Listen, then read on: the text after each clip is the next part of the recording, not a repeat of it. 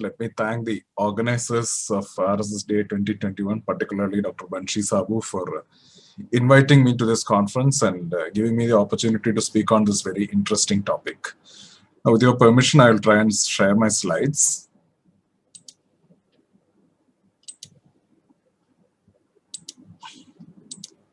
So, are my slides visible? Yes. Yes. So, I've been asked to speak on how to approach a case of familial diabetes in a young individual. And I have no conflicts of interest relevant to this particular talk. And we all know that the prevalence of diabetes in young individuals is increasing by the day, not only in India, but in the rest of the world as well. And when we talk about diabetes in youth, we should realize that we are not talking about a homogeneous entity. There are a number of conditions that can present as hyperglycemia or diabetes in young individuals. In contrast to elderly individuals, middle-aged individuals in whom 95 to 98% of cases will be type 2 diabetes. In younger individuals, we have this wide variety of conditions between which we have to make our differential diagnosis. Of course, you have type 1 diabetes. You have type 2 diabetes in the young, which is increasing in prevalence. We have monogenic forms of diabetes, including the so-called MODY. We have fibrocalculous pancreatic diabetes, which the previous speaker has alluded to in detail in his talk. We have the various forms of endocrine diabetes, which Professor R.V. Jayakumar has talked about in his talk. We have some rare genetic syndromes, and don't forget gestational diabetes, because young women do get pregnant. So if you look at the proportion of cases contributed by each of these entities to the entire entity of young diabetes, and this is data from the ICMR Young Diabetes Registry. It's from all over the country. It's a voluntary registry. And we find that still the most common form of diabetes in the young continues to be type 1 diabetes. Around 2/3 of individuals with young diabetes below the age of 25 years have type 1 diabetes. But around a quarter have type 2 diabetes. Maybe around 3 to 4% have gestational diabetes or monogenic diabetes, and all the others put together come to around 2%. So this is the distribution. And among these different conditions, there are only a few that have a familial basis. And these include early onset type 2 diabetes, various forms of monogenic diabetes, including MODY1, MODY3, and MODY2, and the genetic syndromes.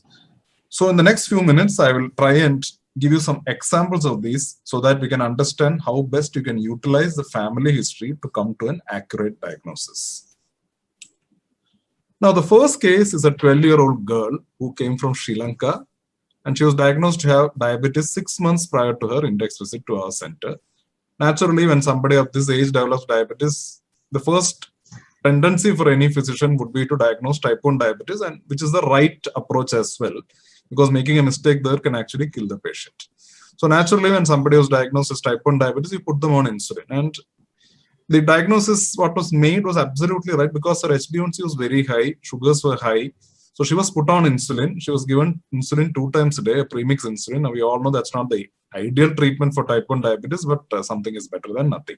But even with this sort of regimen, the blood glucose levels were not controlled, and she came to us for a second opinion. Actually, they wanted to know whether the insulin could be stopped, which is always a question in the minds of parents of kids with type 1 diabetes. So when we evaluated her, we found that she was of normal weight. Her glucose levels had come down. HbA1c was still high, probably because insulin had just recently been started. All the other parameters were normal. There was evidence of acanthosis nigricans on the nape of the neck, which is a marker of insulin resistance. And we know that acanthosis nigricans is very uncommon in young children. So if you have acanthosis nigricans or skin tags in an obese individual, even if it's a child, you have to think of the possibility of type 2 diabetes. And here comes the importance of the family history. This is what is known as a pedigree chart, looking at 3 generations of both sides of the patient's family. And you can find that there is a history of diabetes on both sides of the family. Both the mother and the father have diabetes. And you can imagine if the child is 12 years old and she's an older child, you can imagine how old the parents would have been. They would have been in their 40s, early 40s, mid 40s, at the most late 40s. The grandparents also have. And of course, there are lots of people who don't have diabetes, but that could just be because they have never been tested for diabetes. Because we know that 50% of cases of type 2 diabetes in this part of the world remain undiagnosed. So with this background, we thought of the possibility of early onset type 2 diabetes, strong family history, and the presence of markers of insulin resistance. And so we did a C-peptide assay, which looks at the beta cell reserve of this patient, and found that she had a fairly good beta cell reserve, and the pancreatic autoantibody, that is a GAD antibody, was negative. So with this, we made a diagnosis of early onset type 2 diabetes. We gave her diet, physical activity. We withdrew the insulin, started her on sulfonylurea and metformin. The glucose levels came down very well. HbA1c came to 5.7. We were able to stop the glimepiride and just continue her on metformin. And now even after 4 or 5 years of follow-up, she continues to do well. So that's the first case. So the take-home message from this case is that not all young patients need to be type 1. Age alone is not the criteria for diagnosing type 1 diabetes.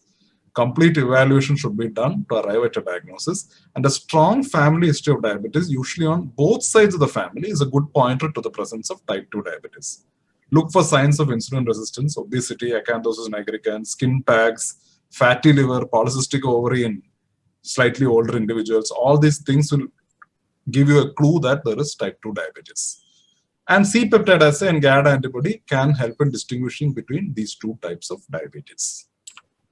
The second case, again, a 16-year-old girl.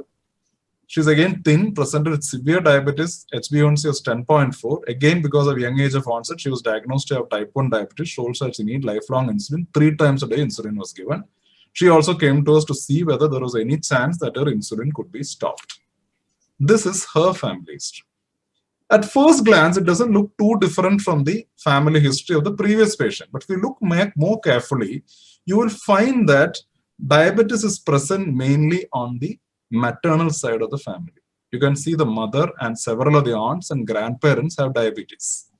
Diabetes is also present in the paternal side of the family. But if you look more carefully, you will find that all the individuals on the father's side of the family who have diabetes are not blood related to the patient. They are only relatives by marriage. So the transmission seems to be occurring from the mother's side of the family, and you have clear-cut 3-generation autosomal dominant inheritance. Again, C-peptide was fairly good, autoantibodies were negative, and because of 3-generation transmission and because the patient was lean with no features of insulin resistance, genetic testing was ordered, and this is what we found. We found a mutation in the HNF1 alpha gene, which is responsible for the condition known as MODY3. And you can see how beautifully it has come out. All the members on the mother's side of the family who have diabetes carry the gene. Those who don't have diabetes don't carry the gene. On the father's side of the family, irrespective of whether they have diabetes or not, they don't carry the gene. That means these individuals on the father's side of the family who have diabetes just have type 2 diabetes, normal type 2 diabetes. So the inheritance is totally from the mother's side of the family. And interestingly, this patient had a sister who did not even know that she had diabetes. Due to our screening, she found that she had diabetes and she found that she was carrying the mutation as well. And the importance of making this diagnosis is that these individuals are responsive to sulfonylurea. We started her on glibenclamide. You can probably start glipizide or glyclazide as well. Excellent response. HbA1c came down to 6.8. Both sisters are still responding to sulfonylurea even after several years. So the importance of picking up this case is that we were able to avoid lifelong insulin therapy. This is life-changing for the patient. So this is another example from Dr. Hattersley's case series in which somebody was doing very well on sulfonylurea. This is a patient with monogenic diabetes being treated as type 2 diabetes. But we know for type 2 diabetes also people give sulfonylurea, isn't it? So one fine day, somebody decided that being type 2 diabetes, you should not give sulfonylurea, you should give metformin because that's a first-line agent. So they stopped the metformin, sulfonylurea, started metformin, HbA1c shot up. And it remained high for 3 years until somebody else had wiser idea and restarted the sulfonylurea. And the HbA1c came right back to where it was before the sulfonylurea was stopped. This is an ideal example of precision medicine or precision diabetes. But that does not mean that every case of monogenic diabetes or MODY will respond to sulfonylurea. There are certain types which do and certain types which don't. The two most common forms of monogenic diabetes that respond to sulfonylurea are MODY1 and MODY3, HNF4 alpha and HNF1 alpha mutations. MODY12 due to ABCC8 mutation and MODY13 due to KCNJ11 mutation may also respond to sulfonylurea. Many others, like for example, the HNF1 beta mutation, that is MODY5, do not respond to sulfonylurea because they are also associated with pancreatic agenesis. And there is another category known as MODY2 or glucokinase mutation, which does not need any treatment at all until and unless the patient is pregnant. So just making a diagnosis of monogenic diabetes doesn't mean that you can switch somebody over from insulin to sulfonylurea. You also need to know which is the gene involved and which is the mutation involved in that particular gene. The third and final case, this is a baby born of consanguineous virus, very interesting case. He was managed on insulin, but because of familial inheritance, somebody started this patient on sulfonylurea, thinking that it is monogenic diabetes or neonatal diabetes, and the patient developed hepatitis. And the pediatric gastroenterologist, because of his sulfonylurea that got hepatitis, stopped the sulfonylurea. Sulfonylurea was stopped, insulin was started, patient's hepatitis resolved, but the sugars were not under control. Even with sulfonylurea, it is not under control. But again and again, the patient was going on getting hepatitis. And you can see the OTPT levels going up to 700, 800 like that. And acute renal injury every now and then, which resolves. Patient also has seizure disorder. But what actually opened our eyes was that they gave the history of two of the sisters having the same phenotype. One of them died at age 4 and the other 20 days after birth. Actually, somebody had published these cases earlier when the child died. But unfortunately, they did not have facility for genetic analysis, and so they died without a diagnosis. So we find that the patient is stunted. He also has dysmorphic features, and this is the result of the skeletal survey. You can see dysplastic phalanges here. Proximal metaphyseal cupping is there. Platyspondyly, you can see the flattening of the vertebral bodies, and these are typical of a condition known as Walcott-Rallison syndrome. And that is a genetic report which we got in the EAF2AK3 gene, which is the causative mutation for Walcott-Rallison syndrome. And the parents were heterozygous. Because of the consanguinity of the marriage, the child became homozygous and manifested the disease. So these are all the features of Walcott-Rallison syndrome. So many multi-system involvement is there, and the prognosis is poor even with treatment. Now you might ask, what's the point in making this sort of diagnosis? Because it won't help the patient. But at least you can tell the parents. In fact, the parents came to me and asked me, can we have another child? Because 2 children already died. Third is like this. Can we have another child which might be normal? I said, your strike rate is 100%. So it's very unlikely that your next child also is going to be normal. You might as well adopt a child, not go in for some other methods of reproduction. So for counseling as well as for anticipating the complications that may arise. What about the other forms of diabetes? Now, type 1 diabetes does have a genetic basis. All of us know about the HLA involvement and all those things. But it's very rare to have somebody with multiple members of the family involved with type 1 diabetes. We all have 1 or 2 families in our clinical series. We all know some families where there are multiple members involved, but generally there is no family history involved in type 1 diabetes. Similarly, FCPD. Although we talked about the SPINK gene and the PRSS gene and so on and so forth, it is very unusual to have FCPD in more than 1 member of the same family. It is usually sporadic. In both these conditions, it's probably because even though there is a genetic basis, the environmental influence is essential for that genetic basis to translate to disease. Certain other forms of monogenic diabetes, for example, you have neonatal diabetes, that is diabetes presenting before the age of 1 year. Even though it is monogenic, usually the parents will not have a history of diabetes. That is because the mutation is sporadic. It happens in the germ cell. But now with increased survival of these children, more and more of them are getting pregnant and they are transmitting their gene to their children. So now probably in future, you might find neonatal diabetes as one form of familial diabetes in addition to MODY and type 2 diabetes. So I will conclude by showing you this algorithm which emphasizes the importance of family history. And remember, taking a family history doesn't cost anything. It is free. All you need is a piece of paper, a pencil, and some time. So first and foremost, when you have a young person with diabetes below the age of 25 years or even below the age of 35 years, look at the family history.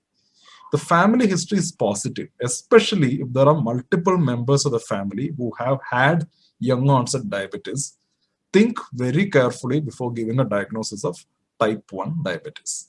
It is more likely to be a type 2 diabetes or a monogenic diabetes or a MODY. And how to differentiate between these two?